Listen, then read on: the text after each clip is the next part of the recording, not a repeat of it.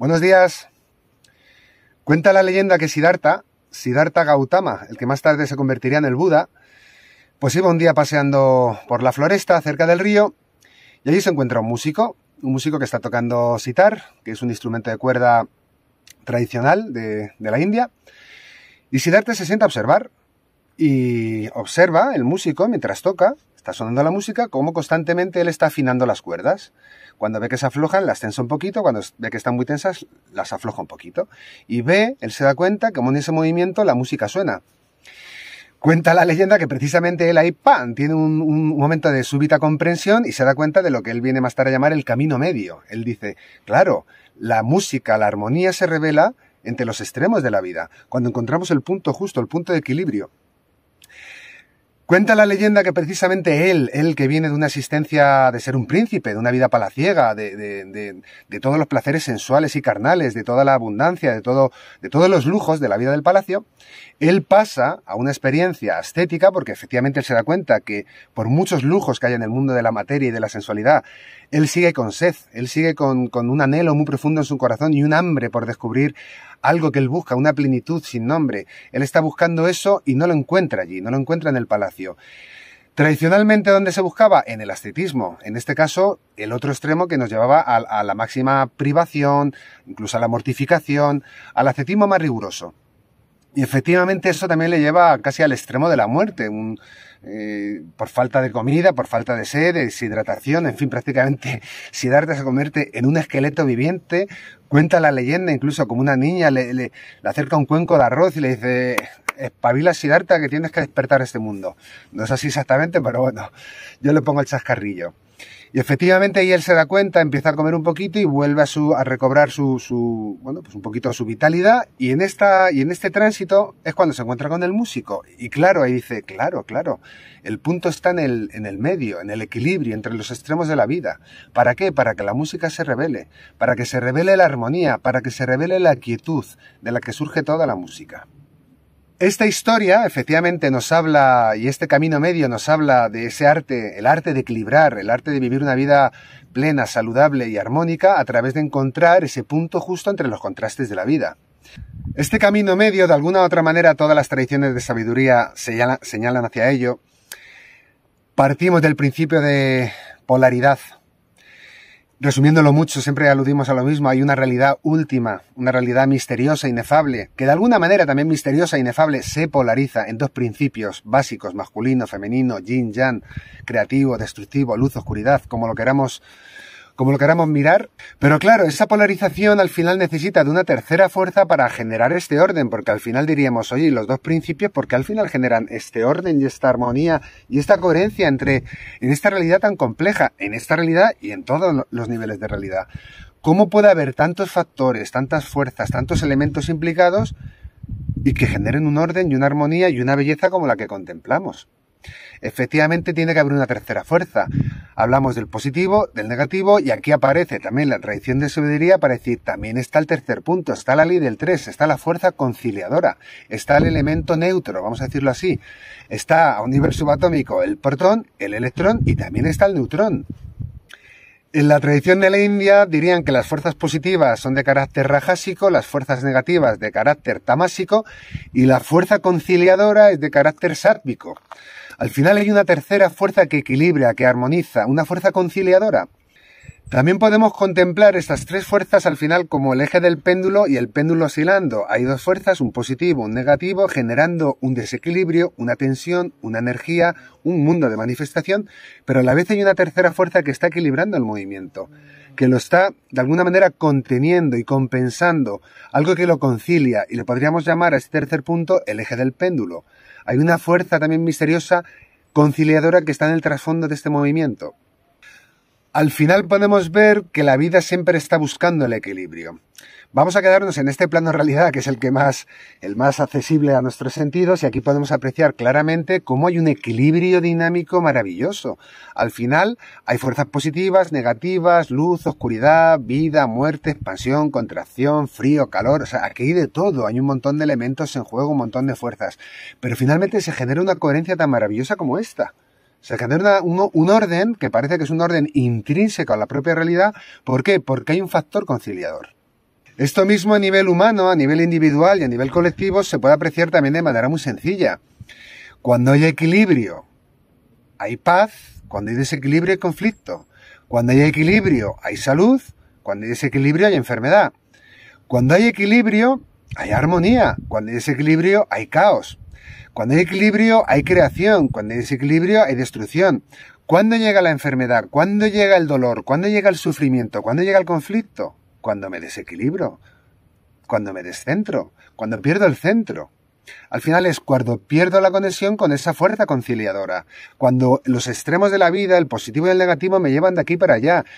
Y aquí donde está el tema, según yo lo percibo, como digo, a este nivel, hay un tercer punto, y esa fuerza conciliadora es la mera consciencia. Yo le llamo consciencia corazón. Es espaciosidad consciente y lúcida y corazón a la hora de acoger y darle permiso a todo lo que es. Yo le llamo así simbólicamente, pero es finalmente el espacio donde todos esos polos se pueden compensar con esta tercera fuerza que en sí misma es conciliadora. Hay una inteligencia y hay una coherencia preexistente en toda esta dualidad, en toda esta polaridad. Y en el momento que yo introduzco esa presencia y ese corazón, esa cualidad del orden y del equilibrio se da por sí solo. Si no hay esa conciencia, corazón, ¿qué es lo que suele haber? Hay una mente ego, una mente dual que al final toma partido y siempre elige entre las polaridades, que las convierte en dualidad. Elige por un positivo y lo enfrenta al negativo, o elige por el negativo y lo enfrenta al positivo. Todos los positivos, ánodos y cátodos de nuestra existencia se ven enfrentados.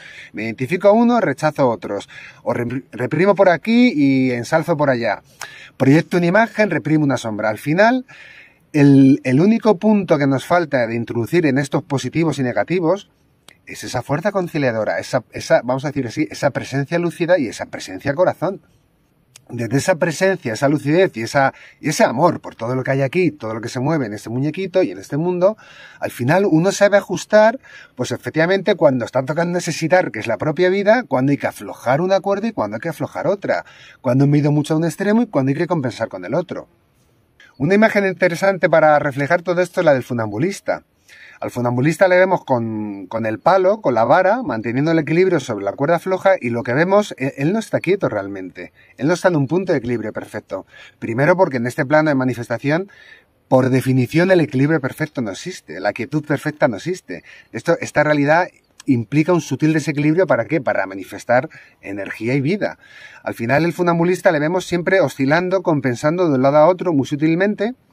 ¿Para qué? Pues precisamente cuando un movimiento me lleva hacia un lado, rectifico y me voy hacia el otro. Y ahí me mantengo la cuerda floja. Ese es el equilibrio, que en el fondo es un sutil desequilibrio. En el momento que el funambulista se inclina mucho hacia un lado, mucho, al final, cuando está a punto de caer, hay algo, ese desequilibrio se hace tan visible, tan notorio, que de alguna manera llama la atención. ¿Para qué? Para compensar de nuevo y rectificar y volver al equilibrio. En definitiva, el desequilibrio es una señal, es una información para rectificar y volver al equilibrio. Ni siquiera el desequilibrio como fuerza está de más. Es una señal, ¿para qué? Para rectificar. Efectivamente, si el desequilibrio se hace muy fuerte, pues al final caeremos y tampoco pasa nada, porque en esta vida, pues al final caer significa, imaginaos, morir. Bueno, pues se muere en esta realidad, la partida ha terminado y eso se equilibrará a otro nivel con otras muchas cosas y seguiremos jugando por otro lugar. Y desde aquí vamos a contemplar ahora esas posibles polaridades a las que estar muy atentos en nuestra vida. ¿Cuál sería para mí la polaridad más básica y a su vez la más desequilibrada? Pues para mí sería la polaridad entre el ser y el hacer. ¿Por qué digo que es la más básica? Bueno, efectivamente todo se traduce como en dos dimensiones básicas, la dimensión esencial y la dimensión formal o manifiesta. Al final hay una realidad incondicionada y una realidad condicionada. Hay una realidad que nos trasciende como formas concretas, como muñequitos psicobiológicos, y hay una manifestación de este muñequito en este mundo. El elemento del ser tiene que ver con lo que somos esencialmente y el elemento del hacer tiene que ver con lo que hemos venido a manifestar, a proyectar y a crear. Al final todo hacer se sostiene en el ser y al final el ser se difunde en el hacer. Son dos aspectos de una misma realidad.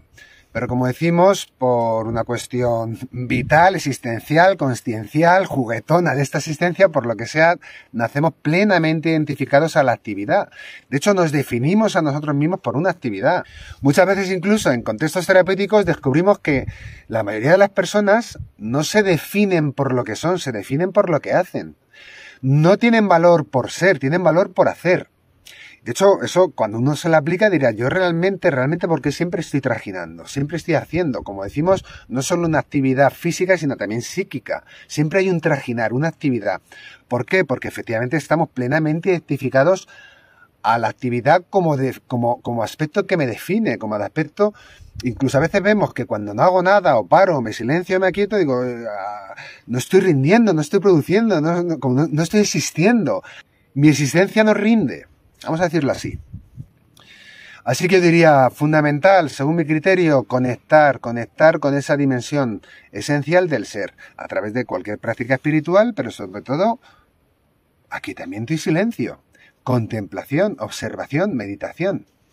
Otra polaridad fundamental en nuestra vida, masculino y femenino, yin, yang, positivo, negativo, ánodo, cátodo. Al final yo diría que es importante reconocer que ambas facetas habitan en nosotros, somos esas dos facetas, el positivo, el negativo, el ánodo, el cátodo, la fuerza emitiva y la fuerza receptiva. Al final ese yin-yang habita en nosotros.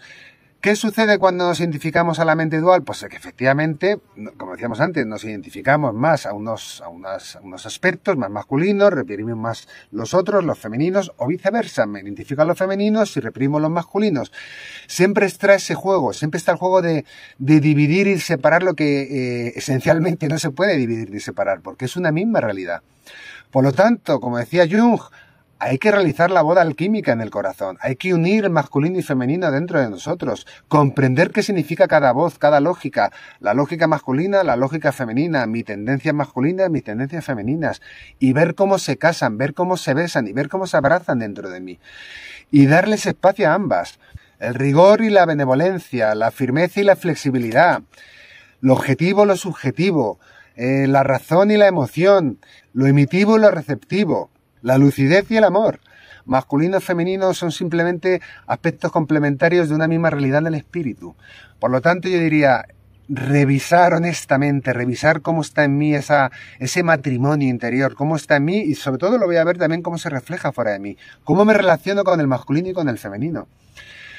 Y por cierto, aquí un pequeño paréntesis, y dejar de caer en la trampa de la división que tanto se fomenta y tanto se induce. Dejamos ya de tanta gaita de masculino y femenino enfrentados, porque no va de esto.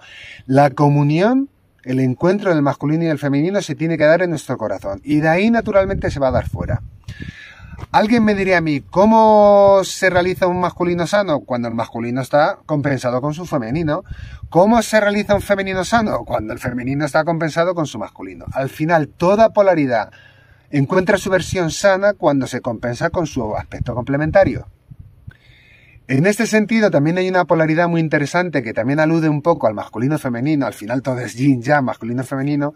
Pero bueno, que la podemos traducir como el dar y el recibir. En esta realidad todo es todo interés, todo está interactuando con todo está transfiriendo energía de un lugar para otro. Al final hay un dar energía, recibir energía en todos los contextos de realidad. ¿En qué medida, volvemos a lo mismo, en qué medida yo me he identificado como dador o como receptor, reprimiendo el otro polo?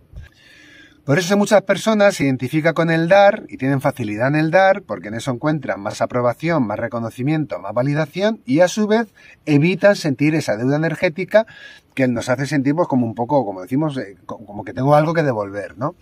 Entonces, es más fácil, en ocasiones, colocarse en el dador. También, por cierto, como dice un dicho africano, al final la mano que da está por encima que el ar que recibe. Entonces, bueno, de alguna manera, para el ego le sitúa en un lugar, pues, eso, de más prevalencia. Tiene como más valor el dar que el recibir, ¿no? Me sitúa en un lugar un poco superior. Pero finalmente estaría el otro polo, el que solo sabe recibir, y tomar de la vida, y todo para mí, y pasando completamente de yo también ofrecer y dar y compartir con los demás, y sería el otro polo. También ese sería el polo de la inseguridad y el miedo a la hora de acumular y de adquirir y no perder lo que me puede nutrir a mí. Y al final lo que vemos, volvemos a lo mismo, al final vemos que el punto está en esa energía conciliadora que me permita compensar esto naturalmente. Hay momentos para dar, momentos para recibir, perfectamente, sin miedo, sin deuda energética, sin ningún afán de superioridad. Es simplemente un flujo natural de realidad. Hay momentos para nutrir y hay momentos para nutrirnos, y la realidad se mueve aquí naturalmente. Así que en definitiva yo diría que lo interesante sería introducir en nuestra vida, en nuestra realidad, en nuestra percepción, ese tercer elemento de la fuerza conciliadora, de la fuerza que da espacio, la fuerza que alumbra, la fuerza que acoge, esa presencia corazón, esa conciencia abierta. A mí particularmente, en ese tercer punto, cuando he aplicado la presencia, cuando he aplicado el corazón, me he dado cuenta que me ha costado mucho integrar realmente, por ejemplo, polaridades que nos hacen sufrir mucho. Aquí ha habido un trabajo muy profundo y sigue habiéndolo para integrar ese lado oscuro de la fuerza, esas fuerzas destructivas. Ahora vemos este lugar tan maravilloso, esta armonía.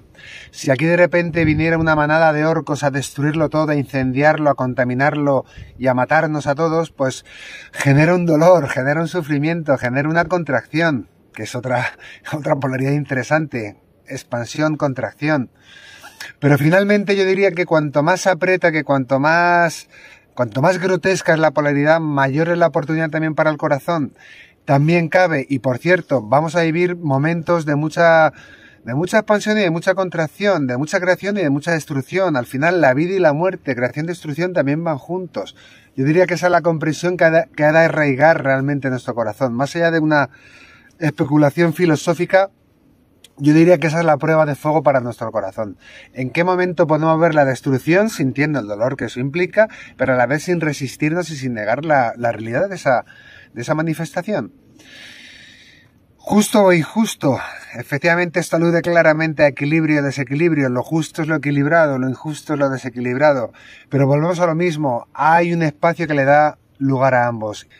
Así que finalmente yo creo que esa es la gran oportunidad y esa es la invitación. La invitación a esa fuerza conciliadora, la invitación a esa fuerza de la conciencia corazón, de darle espacio en nuestra vida para permitir que todas estas polaridades encuentren su espacio y su lugar de coherencia, que encuentren su equilibrio en la fuerza. Así que esa es la invitación, os deseo mucha fuerza y un abrazo.